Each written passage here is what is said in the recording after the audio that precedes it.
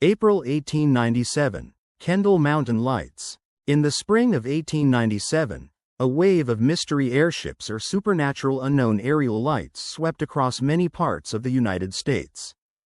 In Colorado, among the more notable reports was one from Silverton, in the San Juan Mountains, at the Silver Lake Mine, east of Kendall Mountain. On or about April 24, 1897, the Silverton Standard newspaper printed an account by a night watchman, Mr. T.K. Holden, who claimed to have seen two yellow lights approximately 8 feet apart, hovering about 1,000 feet above the ground. From that vantage, he said he could discern under moonlight the outline of what appeared to be a vessel or airship, which he judged to be about 24 feet long and 8 feet wide. The object was said to move at considerable speed. Holden reported that the airship sailed toward Mount Solomon at what he estimated to be at least 60 miles per hour, then upon reaching the mountain, rose and cleared the peak. The report included a note on Holden's reputation. The Silverton Standard emphasized that Mr. Holden is a man of good standing, noted for his truth and veracity, and being at all times strictly temperate, thereby trying to lend credibility to his account. Interestingly, the report did not stand alone. The day before, April 23, 1897, the Aspen Daily News published a similar account. Miners from the Aspen and Durant mines coming off their shift claimed to have witnessed a mysterious airship early in the morning after 1:00 a.m., appearing as a bright light resembling a locomotive headlight but larger, crossing the sky during snow and darkness. These linked reports contribute to the sense that Holden's sighting was part of a broader airship craze or flap across Colorado and other western states in that period. Impact on people at the time. The immediate impact in 1897 of these Silverton Silver Lake Mine sightings was mainly in the same vein as many frontier newspaper tales: curiosity, sensational interest, and a fair amount of debate. Some of the ways it affected people then. Public sensation and debate. The report of Holden was printed, discussed, and connected with other similar sightings across Colorado and the USA. The presence of multiple reports in different towns, Aspen, Cripple Creek, Denver, etc., made this more than a local oddity. Newspapers collected these reports and published them, sometimes giving weight to the notions of unknown air vessels or experiments, weather balloons, or inventors at work. Credibility, social standing. The emphasis on Holden's character suggests that readers were concerned about credibility.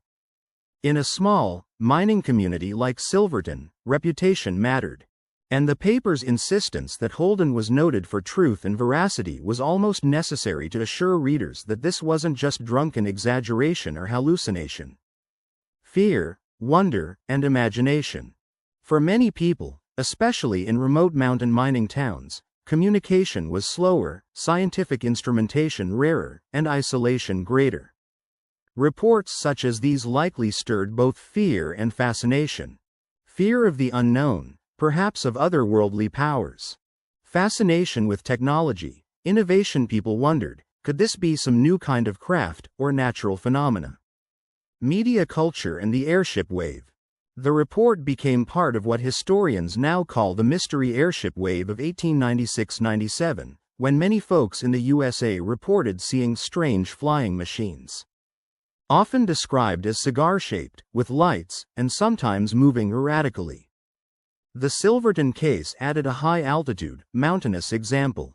These stories contributed to popular culture, local storytelling, and perhaps even investor or inventor speculation.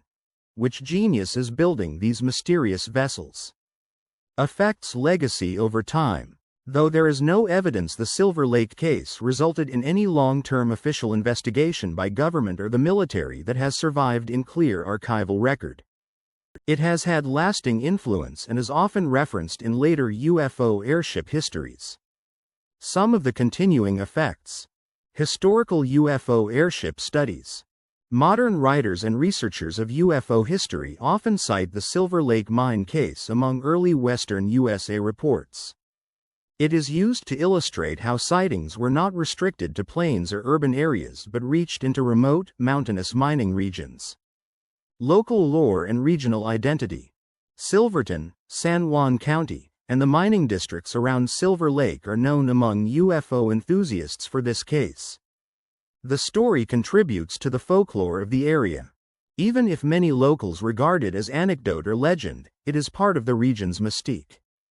Comparative research. When scholars look at patterns of airship sightings, dates, descriptions, geography, this case helps form part of a dataset.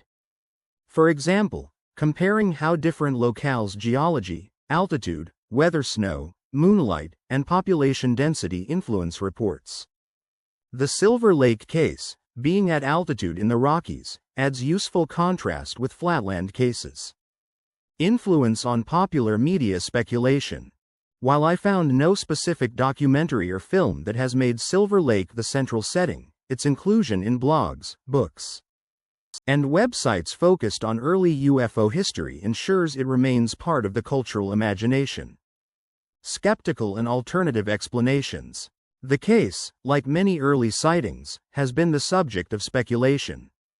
Could the watchman have mistaken natural phenomena, reflections, moonlight, lights from mines, optical illusions, meteors, or even hoaxes?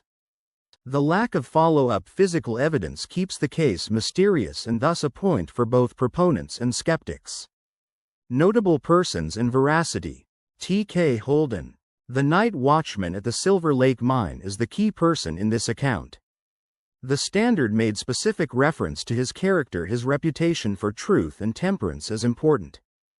Beyond that, I found no strong archival source confirming much more about his life, subsequent statements, or other corroborations beyond the newspaper article itself. Newspapers press. The Silverton Standard is the local source that printed the report on April 24, 1897. The Aspen Daily News published corroborating similar reports the previous day. These newspapers served important roles frontier media, transmitting local sensation to regional readership, helping to spread information and rumors.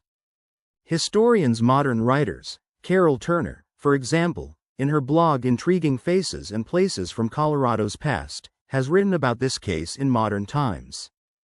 Collecting these reports, comparing them, and bringing them to public attention. Her retellings are based on newspaper archives, the Silverton Standard, the Aspen Daily News, and local historical materials. What we don't know gaps. Because this event happened over 125 years ago, many details are lacking, which limits firm conclusions. There is no known photograph, physical artifact, or official government investigation. At least none that is commonly cited or that I found that verifies the object or lights beyond the newspaper description.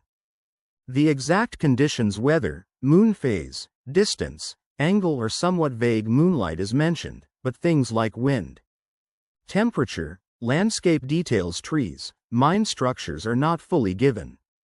There are no known follow-ups involving airship inventors' identification, or claims from aerial experimenters, or official statements beyond local press.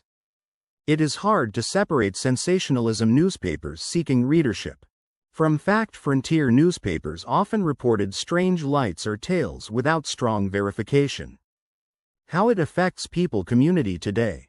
While the event happened in 1897, its reverberations persist in several ways. Cultural tourist interest. Silverton, as a historical mining town in the San Juan Mountains, is a place of interest for many kinds of history enthusiasts. Mining history, ghost towns, frontier stories. The airship lights story adds an element of mystery that tourists, UFO buffs, and locals often find intriguing. UFO airship historical scholarship. Researchers studying early UFO sightings use cases like Silver Lake to understand how the phenomenon evolved, what kinds of witnesses were making claims, how media reported them, and how people interpreted strange lights before the age of modern aircraft and satellites. Local identity storytelling. Communities like Silverton often embrace their mining heritage, ghost stories, tales of something extra in the sky. The Silver Lake mine case becomes part of local lore, something that connects the present generation to the frontier past. Skepticism and critical inquiry. This case is also used as an example in skeptical literature how claims must be evaluated, how witness reputation and newspaper framing affect belief, and how absence of physical evidence limits conclusions. It's a reference point in balancing belief and doubt. Conclusion. The April 1897 Silver Lake Mine sighting is a fascinating fragment of early American mystery airship lore, one of those frontier tales that combine mining, moonlight, strange lights, and the unknown. Though lacking in physical proof, its detailed witness description of two yellow lights, the outline of a vessel, rapid movement, and the emphasis in the original report on the credibility of the witness give it more heft than many other reports of its kind. While it clearly made a stir in its day, part of a broader wave of aerial mysteries, the case's impact today is more historical and cultural than scientific. It helps modern students of UFO airship history understand how people in remote, pre-aviation era America perceived anomalous phenomena, how media treated such reports, and how legend can grow out of limited data. Ultimately, like many early reports, the Silver Lake Mine case remains unresolved and mysterious. It stands as a reminder both of human wonder toward the unknown, and of the challenges in evaluating claim versus evidence. For those interested in UFO history, it remains one of the more compelling early frontier sightings, especially because of its specific details and credible witness characterizations.